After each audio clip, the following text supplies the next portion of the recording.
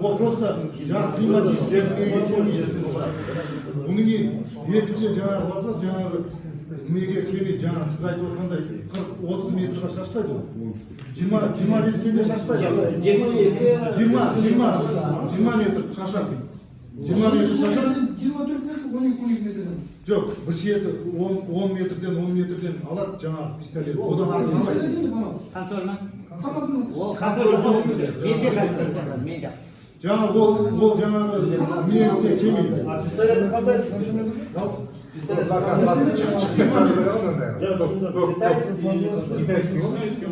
Америка, итальянский. Біздер сондай дүние болып тұр ғой. Менікі итальянский пистолет, а поставщик итальянский қойды.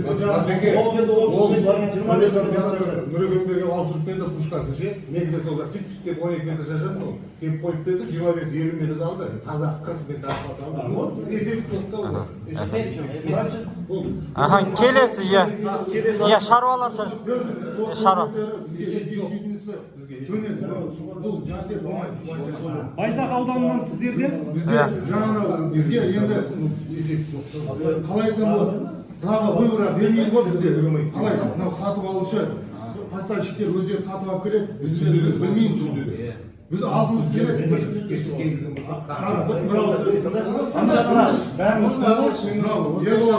Сізге міне дальнейшем болашақта өтінішіміз. Біз алғымыз келетін нәрсені аламаймыз. Неге? Поставщик өздері біледі, олар не алып келеді. Мынау кредиторлар өздері біледі. Біз ортада жүрген, біз былайша айтқанда төмен адамбыз да былайша. Ондай ғой мұны, қараңыз. Біз сіз тыңдадық. Жоқ, міне. Жаңағы нені егінімізбен егізімізге сенеміз. Жаңағы уражайға сенеміз. Егер бізде уражай болмаса ешқандай кредит төлей алмаймыз. Басымызды кесіп алсаңыздар да. Әңгіме сол нәрсені шешейін. Мынау нәрсені барынша болдыңыз ба? Болдыңыз ба? Ереке, бір мәселе. Сейчас, одну минут. Бір мәселе.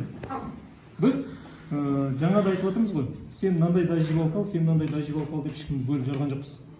Байзақ ауданында анау Түймекент деген не тұр, кооператив тұр, өздеріңіз де білесіздер. Сол кісі біз осы дождевалкаларды беріп бастаған кезде ол кісі келді да, мен дедім мынаның бәрін көрдім, зерттедім, зерделедім, менің жеріме ол тура келмейді екен дейді. Маған сендер турецкий алып беріңдер деді. Турецкий дождевалка алып беріңдер деді. Біз хорошо қарап көрейік, сосын ол бізге өзінің примерно характеристикаларын айтты. Осындай турецкий компания өзі бір екі поставщиктің жаңағыдай данныйларын алып келіп, біз олармен сөйлесіп, кейін сол кісінің сұраған 10 штук бізден турецкий дождевалка алып кетті. Өзі тұр. Бүгінгі таңда ол турек жаңағыдай 10 штук дождевалкасын қолданды, біз оның эксплуатациясын жасағанда бәрін көрдік. Но бірақ менің бір жаңағыдай не қылатыным, ол кісі жаңағыдай андай да, полный жаңағы несін эксплуатациясын, рабочий моменттерін бәрін қолданады да, жаңағыдай. Қай жерінде бассейн қазу керек жерінде бассейн, қай жерінде арық қазу керек жерінде арық қазады. Енді қорытындылай бен.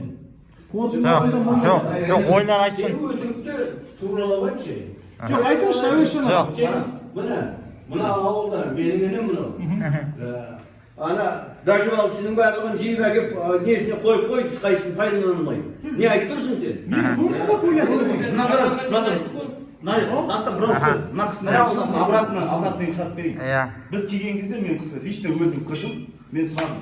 Может быть, біз басқа поставщиктерден 400 метрлерден аламыз, качественно более деп едім. Жоқ, бізде қалған 100 метр, тек қана 300 күн аласыз, и өзіңіздің поставщиктерден аласыз деді. Прямой, тек қана бұл сөз бір. Екінші, онан кейін барып біз жаңағындай қандай алмайтынымыз бір, онан кейін жаңағы 10 штугын алып деп жатыр ғой, турецкийдің. Именно осы сияқты тура тұрсында алды, дұрыс па? Сол адам ғой, бір адам ғой сол екеуі. Ол кісі вообще қолданамады. Көрді ғой өзі, жинап тастады. Қолданбадың санасыз бе? Ешқандай керек емес. Қолдан көрді. Тыңдай айтқан өзі. Жоқ, сен біреу үшін қалай жауап бересің, сен өз сөйлесің. Айналайын, сен неғып өтірмейді тұрсың? Ой, тәте, біз енді алтын өзінің жауап айналайын, істеген сол жердегі балаларының барлығынан мен сөйлесін ғой. Құрсын мынау түкке жарамайды, мен әкеп қойып. Сіз біреу үшін демейсіз жоқ. Тұрсының өзі деп айтты ғой ма лично? Түкке жарамайды маған, жинап тастады. koyup koyup. 25 milyon қалдық деді дұрыс па 13 күн 25 миллион қалдық 25 миллион сол қаржымызды не істейміз деп өзі жылап келді ғой маған одан кейін маған Вали деген фирманың сөйлесіп жатыр да жігіттер ол жерде бірақ оборудование бір агрегаты 60 миллион есептеп беріп отыр бір агрегат енді сонымен қазір сөйлесіп отыр қазір жақсы резинг берсе біз сол даживалканы алып қойсақ сол 400 литр кукурузка жоқ ой ол деген кейінгі әңгіме ғой енді кім ана кісі сөйлесін сөйткен бағана мен сөйлеймін деп тұр ол кісі Знаете, иә вот что хотел сказать. Сейчас мы вот разногласия у нас. Ага. Я думаю, проблема в чем, что... вы сперва себя представьте Да, Косярское хозяйство УМИД, Байзарский район. ага Как УМИД? УМИД, да. У нас, по-моему, насосные станции разные. У вас отличается, у кого работает, от наших насосных станций. У нас помпа не позволяет больше 4 атмосфер подавать. Сейчас я вот слушаю, разговариваю, у вас 9 атмосфер. У нас таких нет. Сколько у вас атмосфер? У нас 4 атмосферы рабочие, это все. 8-9 у нас дают. Вот в чем проблема. Вот в этой насосной станции. Вы сейчас просто не понимаете, о чем говорить. 8-9 дают. У вас система, у вас помпы другие. У нас квадратная какая-то помпа, я пробовал и увеличивал шкивы, чтобы подавать больше, но просто не пропускает. И у нас идет потеря. Она не пропускает давление через себя больше 4 атмосфер, просто расход идет солярки, нагрузка на мотор разваливается. 4 атмосферы. У вас не ременчатая передача, да? 8 ременчатая, 8-9, вот стоит манометр, он показывает 8-9 атмосфер. Да. У нас, значит, помпы разные. Наши помпы, она квадратная наша помпа. У вас Поставщик не дейді, жамбылат не дейді, сонда Двигателя поменяйте. несопоставление идет вот этих самого не оборудования. істейсіздер енді. Двигателя поменяйте, двигателя. Насос Менять вместе с этой крыльчаткой, с помпой надо менять. Ага. ага иә не поставщик иә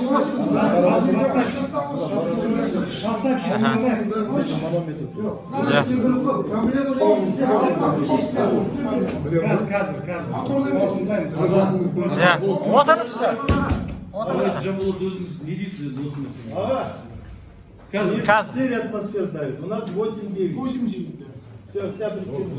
Сіздің бомбыңыз көрдім, сіздің екі бөліктен тұрды ғой двойной. айта беріңіз Моторы просто на вот этой блоке у нас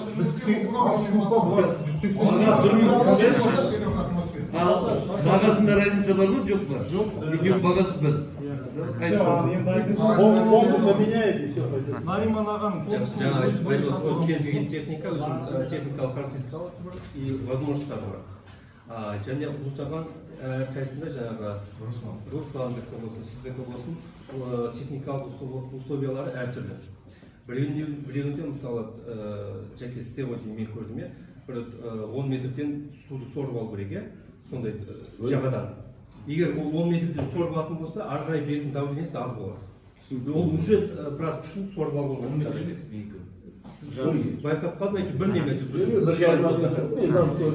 яғни ол сорған сайын былай ататын күшін жоғалтады оған идеальный условие ол на уровне су болу керек арықта болу керек енді ол бірінші мәселе ол сондықтан барлық идеальный бірдей болады деген мүмкін емес екінші мәселе жаңағы 9-10 максимальный величина максимальный көрсеткіштер сіздерде постоянно 9-10 жұмыс істемейді ғой егер 9-10 средний рабочий давление 7 Су бар ма? Жоқ, жетеміз. Су бар ма?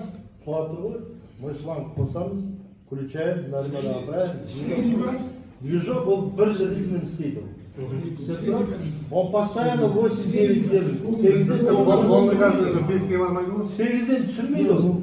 у нас обороты на полном. У нас не хватает.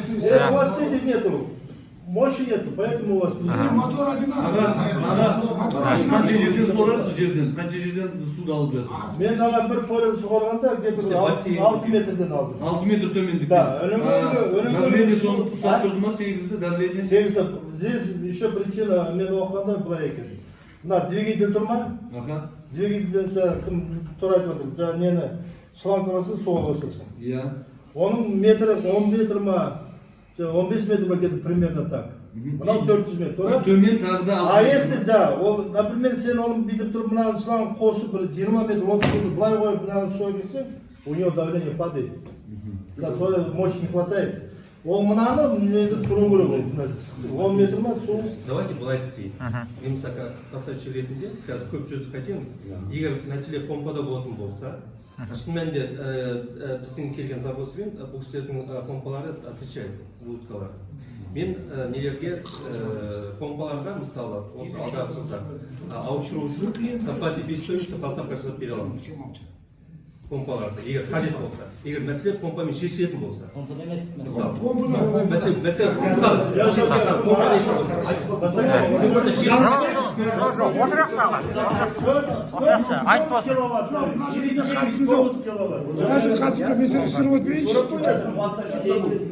Поставщик маған қатысым жоқ. Мен алған соң тыңдайықшы қазір, Нариман Проблема жабылатын дүниесінде отыр ғой.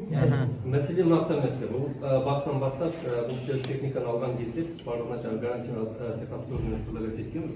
Бірақ ешқайсысы оған келісім берген жоқ. Мәселе сонда. Келісім бермегеннен кейін біз бір минут аға. Бұл техникалармен ол кісілер қалай жұмыс істегенін біз қазір білмейміз. Біз қазіргі жағдайда не істей аламыз? Зачем оны аяқмайдыңыз?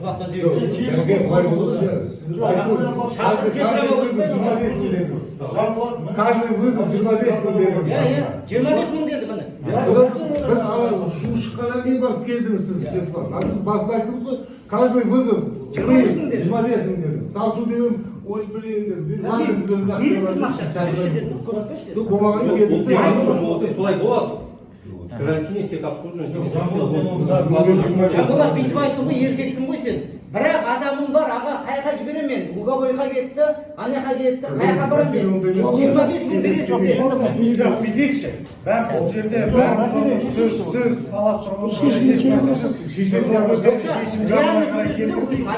қараңыздар, енді давай тоқтай тұршы, берем қазір сізге де сөзді. Қорытындылау бойынша шаруалардың артынан сіз өзіңіз қорытынды сөзіңізді айтыңыз, сосын кейін СПК инфо тараз айтсын, и одан кейін барып қорытынды сөзін поставщик айтсын. Сосын кейін мына жерде отырып бір жұмысты үйлестіріп, соның шешу жағын қалпына келтірейік та, бұл жерде анау мынау болды, мынау болды. Сен саларда мен салар, атқа жемді кім салар болып отыр ғой қазіргі таңда. Тоқтай тұрыңызшы, береміз. Мына кісі қорытындыласын.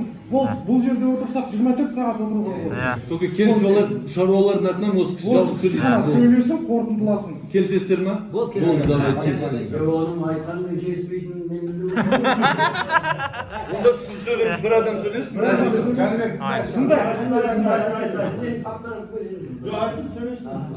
Құрметті шаруалар, құрметті бізге қызмет көрсеткен поставщиктер, сонан кейін Тараз микро қаржы орталығы, тағы да басқа да осы жерде жиналған қауым. Бұл жерде ең бірінші мен өзімнің проблема жағын айтып өтсем, содан кейін біртайшы қорытындыласам деген ойда отырмын. Рұқсат болса, мен сол жерде айтып өтсем.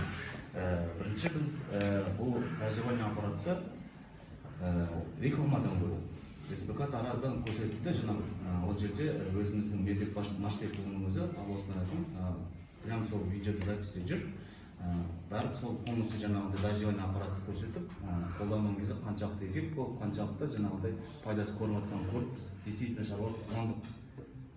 Біздің Қазақстан действительно гүлденетін болды. Біздің шаруаларға қандай көмек, осының арқасында бәріміз әйтеуір қиындықтан шығарамыз, бір-бірімізге пайдамыз тиеді деген сияқты. Сонымен осы жерге іздеп келіп, сонымен келген кезде СПК Тараз айтты, бізде мына жерде өзіміздің Тараз микро қаржы орталығы бар, олармен біздің 49% біздікі, 50% солардікі. Солармен совместно біз жұмыс істейміз деді. Сол кісілерден барып премия бастады. Біз все мақұл, онда сіздердің адамдарыңыз болса, сенімді болса, значит біз барайық.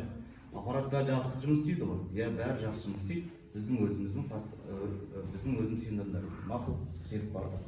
Сонымен барып таныстық, мына кісімен таныстық. Тараз қаржы орталығына барғаннан кейін ол жерден қандай проблемалар шыға бастады. Бізге айтты, сіздер тек қана алатын болсаңыздар, біз өзіңіздің поставщигіміз бар, алатыныңыз тек қана осы 300 метрлік, 400 метрлік алмайсыз. біздің осы айтқан поставщиктен мына аласыздар. Соның мақұл деп біз оған көндік. Біз қалай да болса ол жерге шаруалар былай айтқанда сеніп тұр ғой. Әйтеуір қалай да болса эффект болса, пайда тапсақ, отбасын асырасақ деген сияқты нәрсемен соның қалай да болса да ол кісілердің нәрсесінің барлық условияларына көндік. Сонан кейін біз алдын ала былай айтқанда бұл аппаратты бізге тек қана берген жаңа характеристикасымен ғана қарадық. Осы уақытқа қаншақты біреу қолданып болмаса біз барып көр, или болмаса осындай бір пайдасы бар деген нәрселерге мысалы біз зерттеу жасалған жай ұстала алмадық былай. Ол біздің өзіміздің кінәміз. Сонымен біз асығып алдық. Алардың алдында біз договор бәрін жасап қойдық. Первоначальный ақшаны құйдық. Получается, еш нәрсені көрмейді. Первоначальный ақшасын бәрін құйып, бәрін дайындап қойдық. Сонымен аппаратты күттік. Аппарат әне келеді, міне келеді, уже суаратын уақыт өтіп бара жатыр. Не аппарат жоқ. Күте отырыңыздар, қазір келеді, әне келеді. Сонымен келді. Келгеннен кейін жалма-жан таласып, әрқайсымыз әйтеуір өзіміз машина жалдадық, қаншама қаржы кетті, қаншама нерв кетті. Сонымен одан осы жерден алып кеттік. Алып кеткеннен кейін қандай проблемалар шықты? Алып кеткеннен кейін опять басталды. Бұл кісілердің біздің поставщиктердің өздерінің бірде-бір специалист жоқ. Аппарат жайлы білетін. Аппаратты қалай қосу керек, ол аппарат қалай жұмыс істейді, ол ештеңе білмейді. Мен лично өзім қосып, былай жұмыс істейді деп мен өзім көрсеттім. Мына кісінің өзі сол кезде бірақ рет келді, Нұрбекте келді, қалай жұмыс істейтінін де білмейді ешқайсысы. Өздерінің специалисттері де білмейді. Мен оны өзім көрсетіп, өзім үйреттім ше. Жоқ, ол былай жұмыс істейді. Ол жерде қандай эффект болады, не болатынын да бәрін көрсеттім. Мотор түкке жарамайды. Ешқандай атмосфераны көтере алмайды. Онан кейін басқа кісілердің айтып отқандай жаңағындай 8-9 атмосфера беретін болса, біздің шлангтар жарылып, аппарат тасылған шығып кетеді. Ондайға вообще келмейді. 4 атмосфераның өзінде жаңа алып жүрудің өзінде қирап, сақылдап тасылған шыққан. Сын айтқан кезде, былай айтқанда вообще оған мен білмеймін, может быть басқа жерде бір качественный ондай аппараттар бар шығар, действительно солай жұмыс істейтін. Но бірақ мына аппараттың ондай ешқандай ондай күші де суғаруға былай айтқанда возможности жоқ. Ешқандай бізге берген жаңа характеристика ешқандай сай келмейді. Ол бір кейін барып жаңа проблема болып жатты, біз бұл кісілерді каждый шақыртамыз, мотор қирап тасылып тағы қалды, жаңа водяное охлаждение жоқ. Мотор бұзылды ма сізде? Мотор сызылды. Иә, менде видеозапись бәрібір каждый раз бұзылады. Соның ақыр аяғында жұмыс істемейді, мына кісілердің бәрі келді. Бір айтқанда 7 миллионға банкрот болдық. Жұмыс істемеді, аппарат сол бойынша шырылдап қалдық. Біз айттық, может бір нәрсе қыламыз, бір нәрсе ұйымдастырайық, бір нәрсе қолданайық. Енді бұл кісілердің өздері де білмейді, потому что көмектесейін десе көмектескісі келмейді емес, келді. Но бірақ өздері де білмейді бұл кісілердің қалай проблеманы шешу керек. Оны Нұрбек те білмейді, поставщик те білмейді, сол бойы қалды. Но бірақ бұл кісілердің мен айтпаймын көмектеспей не қылғысы келмеді деп. Көмектескісі келді, бірақ проблема шешілмейді, оны шеше алмайды. Ол бір. Онан кейін біз сонан кейін барып бұл не істейміз? Зерттей бастадық. Неге бұлай болды? Может басқа жерлерде басқаша проблема бар шығар, может бұл проблема шешкен адамдар бар шығар. Іздеп барып қарадық, бірақ ешқандай адамнан эффектті нәрсе көрген жоқпын. Онан кейін біз бұл аппараттың себестоимостьін іздеп бастадық. Басқа жақтардан қарасақ, 2 миллион мен 3 миллионның арасында тура осындай аппараттар сатылып жатыр. Интернетте тұр бірақ. Біз почему-то оны 5 миллион 100, 6 миллионнан алып жаттық. Енді бұл жерде мынандай мәселе бар. Бізде жартылай мемлекет субсидиялар етеді, дұрыс па? Жартылай мемлекет субсидиялар еткеннен кейін ол мемлекеттің қаржысы. Сонда мемлекеттің қаржысы бізге берілген. Екесе жаңағыдай завышенный ценада біз мақұл 2,5 миллион төлейміз. Өз себестоимость сондай шығар. Қалған жарты ақша сонда қайда кетті деген вопрос бар. Дұрыс па? Ол бір. Онан кейін біз мысалға осы аппаратты алатын кезде әрбір шаруа әшейін ғана дейған жоқ, біз первоначальный ақшаны құйдық. Одан қалса біз бүткіл документациямызды бәрі болған кісілерге тапсырдық. Бізді өзіміздің жерінде документтер тапсырдық. Получается, біздің жерде ертең бәрі арестке қойылады. Біздің ертең жерді тартып алады. Шаруалар сонымен қалай күн көреді? Мысалы, мына кісі қаншама несін асырап отыр, семьясын асырап отыр. Өзінің туған туысқандарына көмек береді деген сияқты, дұрыс па? Ол проблема тағы бар. Ол ертең мысалы біздің шөттің бәрі арестке қойылғаннан кейін біз төлеу керек болғаннан кейін қалай жұмыс істейді?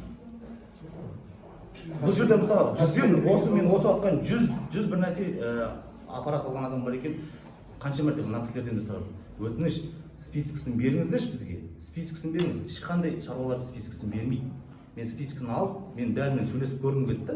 Бізде өзімізде специальный чат бар, группа бар. Мен өзім ашқан, өзім танитын ғана осы шаруаларды қосқам. Ол шаруаларда ол жерде 18 шаруа бар, 18 шаруаның бәрі жылап отыр. Ол жердегі бәрі мысалға бәрі келе алмайды. Әрқайсысының проблемасы бар, несі бар. Оның кейін шаруалар білесіздер ғой, бәрі мысалға біреуінің білімі орта білімі, жоғары білімді ол жердегі азаматтар аз. Бірақ әйтеуір сол шаруашылықпен күн көрген. Бір келіп мынандай нәрсе не қыламыз десең, жоқ біз бәрі тыңдамайды, біз уже юридически ештеңе не докажем, бәрі проиграем. Мен айттым, жоқ, біз енді қазір Қазақстан жаңа азаматымыз ғой, қалай да болса. Бізді де тыңдайтын азаматтар бар, біздің де проблеманы шешетін азаматтар бар. Келіңіздер айтайық, бірігейік десек, уже қорықпағандар. Мына жаққа өздері бір-біріндеп келген, келген кезде жаңағындай неше түрлі әңгімелерге болған. Сонымен былай айтқанда ешкімнің зауқы жоқ. Ұсыныс шаруалардың атынан қандай ұсыныс? Ұсыныс, менің ұсынысым, мына бізге берілген аппарат, былай айтқанда түкке жарамайды. Мен лично өзім аппаратым ештеңеге жарамайды. Мен одан қалай құтыларымды білмедім. Қазір егер біреу алам десе, мен соны жарты бағасына бере салып, тып-тыныш мына кісілерден мен первоначальный ақшаны осы уақытқа кеткен жаңа 7 миллион шығынын бәрін ішінен келсін не қылмаймын ше. Просто мына кісіге беріп ақшасын құтылып тып-тыныш не қылушы едім ше. Но хотя оны ешкім де алмайды қазір. Қанша адамға предлагать етіп те көрдік, не қылып те көрдік. Енді білмеймін мен бұл проблеманы қалай шешу керек, қалай не істеу керек екен деп білмеймін. Қазір айтамын. Енді ол жақтарында мысалы жаңа аппаратты либо жаңағы поставщик өзі алсын, біздің первоначальный ақшамыз бар, поставщик осы уақытқа дейін берілген жаңағы несін алсын, и СПК өзінің жаңағы бізге аударған субсидияның ақшасын қай жаққа береді? СПК емес. То есть бізге аударған мысалы, сол ақшаны мемлекет өзіне қайтарып алсын, осы уақытқа дейін шығын мына кісінікі рас бізге аппаратқа ешқандай характеристика бойынша ешқандай сай келмеді, онда аппаратын қайтарып алсын, болды. Біз договорымыз официально. И мемлекеттің де ақшасы соны қайтарылсын. Дұрыс па? Біздің шығынды А біздің шығынды енді никак өндіремейміз. Ол үшін судебном порядке получается, бұл кісілер ештеңе істей алмайды. Гражданский порядок болады. Соттасамыз.